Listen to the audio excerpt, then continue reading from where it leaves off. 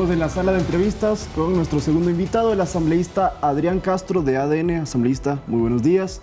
Queremos iniciar preguntándole con el tema del momento. Ya tuvimos una consulta popular, los ecuatorianos se han pronunciado y en la asamblea están debatiendo entre ustedes si se debe o no crear una comisión multipartidista que se encargue de tramitar los 5 proyectos de ley que el Ejecutivo debe entregar a la asamblea para que ya se puedan aplicar los cambios que los ecuatorianos mencionaron en las urnas.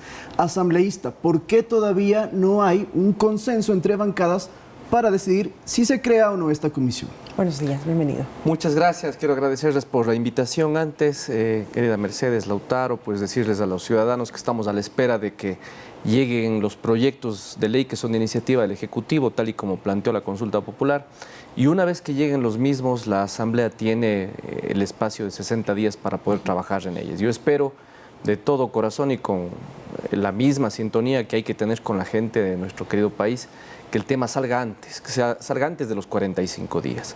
Y para ello la idea es que se conforme una comisión multipartidista. Esto le va a dar seguridad y tranquilidad al país y sobre todo creo que va a haber una comisión que se dedique 100% a ese tema. Porque si es que va a otra comisión, lo que suele ocurrir es que eso se demora, suele ralentizarse y la ciudadanía no quiere eso. ¿Por qué todavía no llegan a ese consenso de, ok, vamos a crearlo?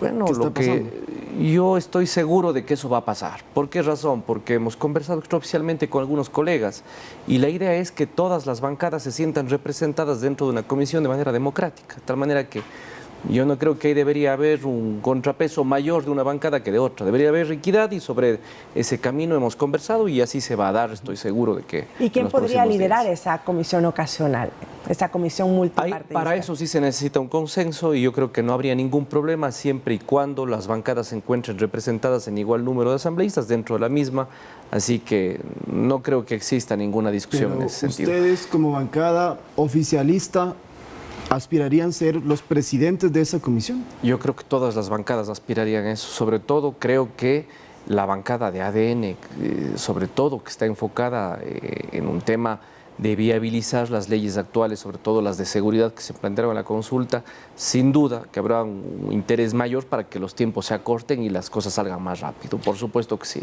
¿Podrían adicionarse, aumentarse ciertos elementos en estos proyectos que lleguen a la Asamblea Nacional? De ninguna manera, de ninguna manera. Para eso hay otras vías, por ejemplo, en materia de reformas del Código Orgánico Integral Penal, existe otro proyecto que ya está para debate.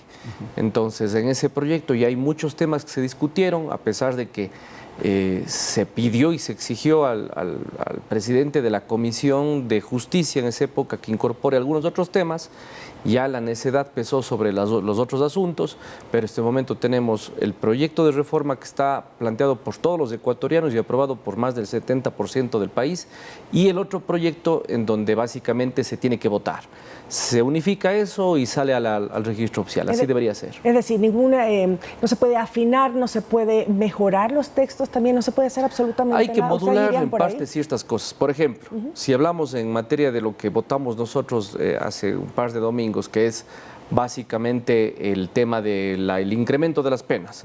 En el incremento de las penas, el Ecuador no dijo cuánto debería incrementarse. Sin embargo, la Asamblea tiene que llamar a comparecer a sociólogos, abogados, jueces, fiscales, hacer análisis de legislación comparada y en ese sentido promover cuál sería el incremento de las penas en esos delitos. Pero el Partido Social Cristiano la semana pasada había presentado, justamente de lo que dices María Mercedes, una serie de proyectos de reformas al COIP, principalmente endureciendo ciertas penas y también dando prohibiciones a que si un funcionario de Estado envuelto en corrupción, pues no pueda volver a trabajar en la función pública.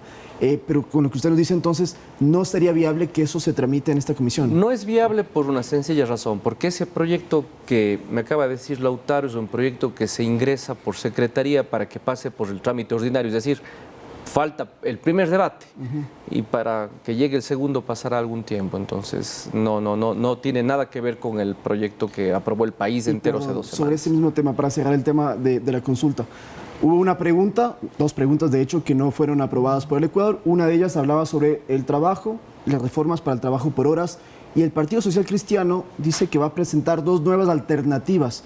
¿Ustedes como ADN y como legisladores están de acuerdo o se debe respetar lo que ya dijo el ecuatoriano el día de las elecciones? Pues ya se tiene el cronograma trazado también en estos tiempos. A ver, el pueblo es el que manda. yo en Derecho he aprendido y como constitucionalista que he sido, además tengo que decir en honor a la verdad, sobre eso no hay nada que hacer. El pueblo está por encima de todos los poderes del Estado. Para eso es la consulta popular. Y en ese sentido hay que leer la Constitución nada más. Ahí existe una prohibición expresa. Por eso se le preguntó a la gente, prohibido el contrato por horas. Prohibido. De tal manera que no existe ley, ni reglamento, ni acuerdo, y peor una intentona de alguna otra parte de que salga eso. Así que eso está vetado, eso no puede pasar. A pesar de que, si me preguntan sobre la opinión que tenía en ese sentido, yo creo que si el pueblo tenía un poquito más de información, porque creo que él no fue por la duda, más no por oponerse. Entonces, creo que se perdió una oportunidad, eso sí, para que se genere trabajo y fuentes de empleo para muchísimos jóvenes que estudian durante ciertos horarios, pero eso no significa que mi criterio tenga que ir en contra de la Constitución dentro de mi particular punto de vista técnico, además. Ahora vamos con la tarea fiscalizadora. ¿Cómo analiza usted el trabajo de la Comisión de Fiscalización que está liderado por el correísmo y que, pues, aparentemente quisieran poner un acelerador para ir con el juicio a la fiscal general de la Nación, Diana Salazar? Mire, pueden pisar todo el acelerador que quieran, sin embargo, yo tengo que decir en honor a la verdad, eso no va a tener dentro del Pleno, estoy seguro, el apoyo por una simple y sencilla razón, porque no como asambleístas, sino como ecuatorianos, cuando vemos que una persona se está poniendo al hombro los temas complicados del país, se está jugando la vida, no solamente por todo el país, sino además está familia de ella detrás de eso. Yo creo que esas personas hay que más bien apoyarles e impulsarles. Imagínense ustedes que haciendo una tarea tan complicada encima tengas del otro lado un grupo minúsculo de gente que piense decidir por sobre la fiscal. Así que desde nuestro punto de vista la posición es clara, la fiscal está haciendo un muy buen trabajo, ojalá que lo siga haciendo. Es de valientes realmente hacer esto y hay que ponerse en los zapatos de ella para saber que las investigaciones que están llevando el caso Metástasis, Purga y otros que está llevando a cabo, lo que nos han dado es fe y esperanza. Al menos lo digo como un ecuatoriano más. Uno siente cierto alivio cuando ve que hay gente que está jugando el todo por el todo para darnos mejores días. ¿No le va a alcanzar a la bancada proponente, la Revolución Ciudadana, entonces los votos para destituir a Diana Salazar? Es muy complejo que ocurra eso porque yo no veo del resto de bancadas, por ejemplo, Social Cristianos, Construye, que existe una posición en contra de la fiscal. He leído las posiciones de ellas en sus comunicados públicos, así que yo creo que no va por ese lado. La fiscal tiene que seguir haciendo su trabajo por el bien de los ecuatorianos y ojalá que continúe y avance esa investigación. Pero sí quisiéramos conocer, el próximo juicio político, el más cercano, es justamente contra el exministro del Interior, Juan Zapata, en el gobierno de Guillermo Lasso. ¿ADN apoya la censura para este exfuncionario? Entiendo que aún no sale de la Comisión de Fiscalización. Están todavía, sí. No ha llegado a mis manos, al menos, el expediente, todavía para poder dar una respuesta a eso. Todos los juicios políticos, no vayan a pensar los amigos que están viéndonos ahí, no se analizan a través de un expediente, todo se analiza. De hecho, tuve la oportunidad de ser el interpelante al ministro Santos Alvite hace poquísimos días y todo ese expediente que se formula junto con mi compañera Nicole Saca fue presentado a los asambleístas. Eso se analiza y uno saca las conclusiones de las responsabilidades políticas.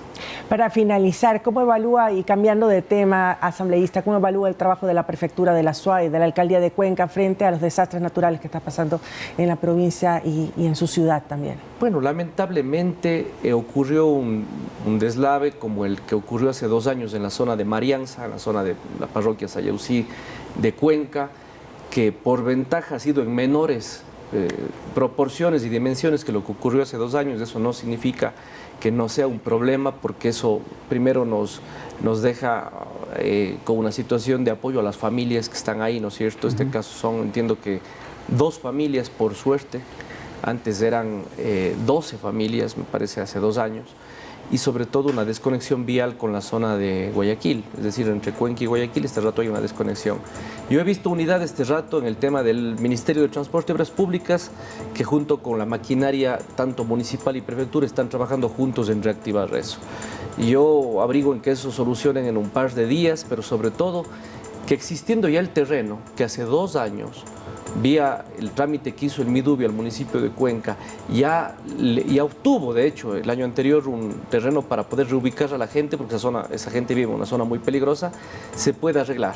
está en un proceso, entiendo, muy de forma en el registro de la propiedad, pero yo no creo que por una formalidad tan pequeña como el registro de la propiedad se quede esa gente sin vivienda todavía. Así que de parte del Midubi, revisado el expediente, se ha hecho todo el trámite, pero en el registro de la propiedad del municipio de Cuenca se ha entrampado eso, así que esperemos que avance porque es un tema de forma más que de fondo. Asambleísta, muchísimas gracias por acompañarnos. Muy buenos días. Gracias por estar acá. Hemos conversado con el asambleísta de ADN, Adrián Castro, sobre los proyectos de ley que llegarán a la Asamblea luego de la consulta popular.